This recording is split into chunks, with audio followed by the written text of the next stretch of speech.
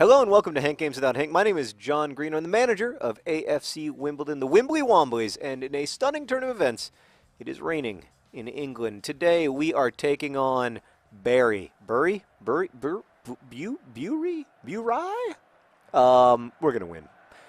We're going to win because we're starting John Green and John Green up front, teammates in life and in love, and because we're starting Lizzie Bennett all the way back there in the back.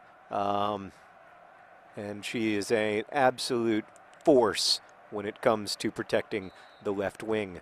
All right, today's video is about the top 10 scandals of 2013, at least according to Time Magazine.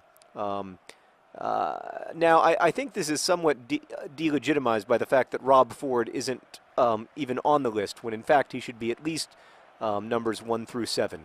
I'm completely fascinated by Rob Ford, mostly because it's one of those weird situations where people should be saying you need to get help, and instead they're saying maybe we will re-elect you the mayor of Toronto. I always find that interesting. Oh, you know what else I find interesting? Oh! No, what's up, Meredith? Oh, he is on the list. All right, but he's not number 1, which I think is low. I think he's low. What is the list? Oh, Justin Bieber went to a brothel in Brazil. Is that right? Yeah, I mean, the surprise there is not that Justin Bieber went to a brothel, but that Justin Bieber, well, it is. I mean, I've never really understood the allure, I have to say, because I'm a very health conscious person. I'm pretty hypochondriacal, and yeah, it just seems like a really good way to get chlamydia, which seems horrible. Like, it just seems really unpleasant. So I don't know. That's my main thought about Justin Bieber, but that's also why I wouldn't sleep with Justin Bieber. You know, like, I'm terrified. I just don't want to get chlamydia. You know, I know that it's curable and everything. I just don't want to. I'm just being perfectly honest with you here. Yeah, I mean, I don't know. Like, Justin Bieber's growing up, and this is always what this happens 100% of the time. Like, it screws you up pretty badly. I think fame in general screws you up pretty badly because you lose perspective, and it becomes really difficult to, like, internalize. Like, it becomes really difficult to, like, think of yourself in any kind of even quasi-objective way. It becomes really difficult not to be narcissistic, and then also I think that there's a it's really difficult to, like, feel like you're worth anything. That's certainly not a problem reserved to famous people, but, like, I think, like, the thing that people kept asking about the whole Justin Bieber going to a brothel thing was like, oh, why is Justin Bieber could get laid anytime he wants. And, like, that's kind of true and kind of not. Like, it is true in a sense. In another sense, he probably doesn't feel, like, worthy of those encounters or relationships, and he probably doesn't feel like they're really about, you know, that it's really how people feel about him. It's how people feel about his celebrity, which probably at this point feels pretty distant from him. And I don't know. I think that would kind of suck. So, anyway, thank God I'm married. That's the long and short of it. What was the 9th biggest scandal of 2013? Oh, Reese Witherspoon she got arrested because her husband got a DUI and she's screaming at the cops or something? I don't know why that's a scandal. I mean, what about Reese Witherspoon implied that she wasn't the kind of person who would, like, get drunk and go, you know, scream at police officers? I don't know. I think, yeah, I mean, the main takeaway for me from that is don't get a DUI. And the best way to not get a DUI is to call a cab. It's not that hard. It's easier and easier in this world of apps and everything. And also, if you're at a bar, they'll call a cab for you. Go to sleep wherever you want to be. Not because you don't want to get a DUI, but because you really, really, really do not want to kill someone. You don't want to kill the passenger in your car. You don't want to kill yourself. You just do not. You do not want that.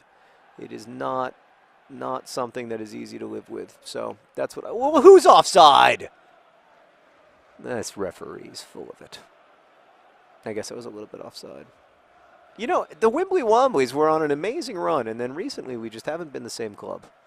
It started when I starting the B team, but I did that because I was trying to rest our best players, and now everybody's tired because we don't have a very deep squad.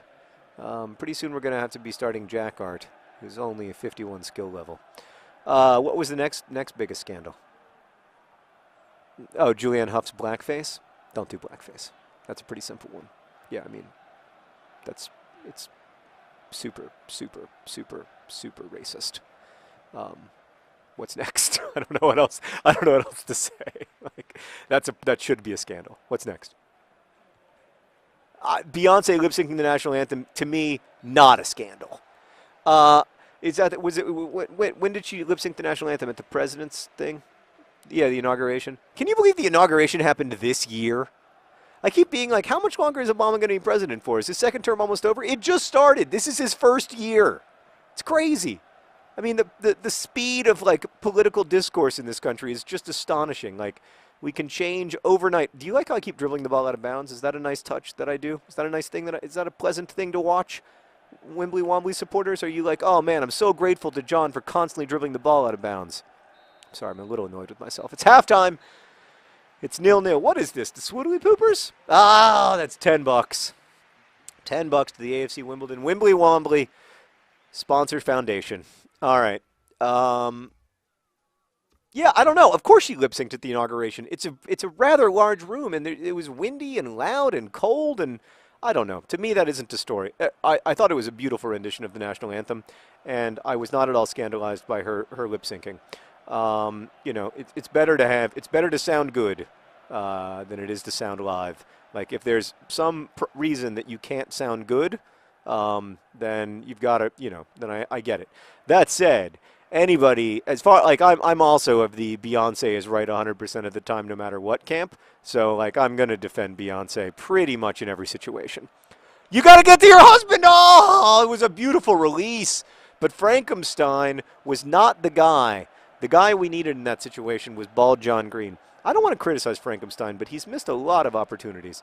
I feel like Bald John Green's been hanging back just a little bit. He's trying to get possession too much, and then he's trying to do it all by himself too much. Those are, as you guys know, I've been a little critical of Bald John Green. I just feel like he hasn't been the guy we need. That said, he does have 14 goals in like 12 games. So, all right, what's next, Meredith? Oh, the mayor of San Diego's sexual harassment thing, Bob Filner. Yeah, I mean, again, like that. What was phenomenal about that, or sort of in the sense that it was a phenomenon, was seeing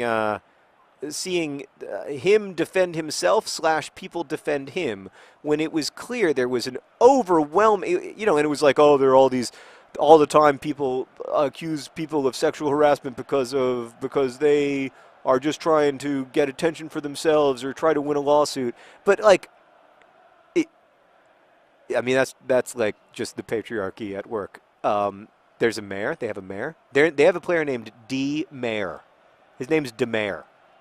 I'm jealous. I want DeMayer. So yeah, I think that it's like pretty unambiguously like he was unambiguously sexually harassing his employees, and I mean, not like, you know, it was pretty sickening stuff. But what fascinated me was the support that he had, and I think he ended up keeping his pension even in his retirement.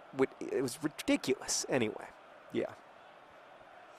I was scandalized and a little bit horrified that like that there's still that level of support for like, oh, Seb Brown, still that level of support for people who are clearly, you know, they don't just need to be removed from office, they're guilty of crimes. All right, what's next? Lance Armstrong doping. Not a scandal to me, because anybody who follows cycling has known for like 10 years that Lance Armstrong was doping during every single Tour de France win that he ever had. And I mean, the scandal is that it took till 2013. And eventually, I mean, the reason that he confessed was for legal reasons. It became like legally impossible for him to go on with his. Oh! He's big, he's tough, he has a brilliant puff. Other John Green. Just when it was looking like it was going to be a standard 0-0 draw, who comes through with a very weak shot that is nonetheless strong enough? It's other John Green. Oh, he's a good husband. He's a good man. One day I hope he's going to be a good father. But he is a great football player. Yeah, I mean, I am a cycling fan, and so it was clear. I think it was clear to anybody who follows cycling at all, just looking at the times of like the climb up Alpe d'Huez, for instance, before and after they got serious about doping, that Armstrong had to be doping, and not just that he was doping, but that like, pretty much everyone in the top, 15 or 20 was. It's interesting, like a couple of those Tour de France trophies, they're never going to be able to find anyone to give it to because everyone in the top like 40 tested positive for doping. But that's not an excuse, particularly because Lance Armstrong always portrayed himself as a victim of this mass conspiracy when in fact it became clear that he was the head of a mass conspiracy to put doping in. Oh, John Green to John Green. John Green's ball, another John Green's. They're the best forwards that Wimbledon has ever seen. Look at that. I mean, that's just a man who loves his husband, who crosses the ball to his husband, and then his husband finishes. It's so beautiful. I mean, it's everything that's beautiful about soccer distilled into one fluid movement. People say that this is not a beautiful game, or that League Two soccer isn't gorgeous. And I'll admit that sometimes it's a little sloppy. Like the quality of the pitch isn't always there. I get it. I get what you guys are saying. But like when those two men who care so much about each other and their club, when they get together on a cross like that, it really is beautiful. Oh, I mean, look at John Green. He's just so tough. We got a corner out of it. We never score from corners anymore, Meredith. It's a little frustrating. Let's get it! Oh, I was trying to do that to score from a corner, but it didn't work. What was the fifth biggest scandal? Or fourth, or wherever we are. Rob Ford, we already talked about that. Plus, the video's over, and we emerge victorious! Look at that beautiful ginger. God. Thanks for watching. Best wishes.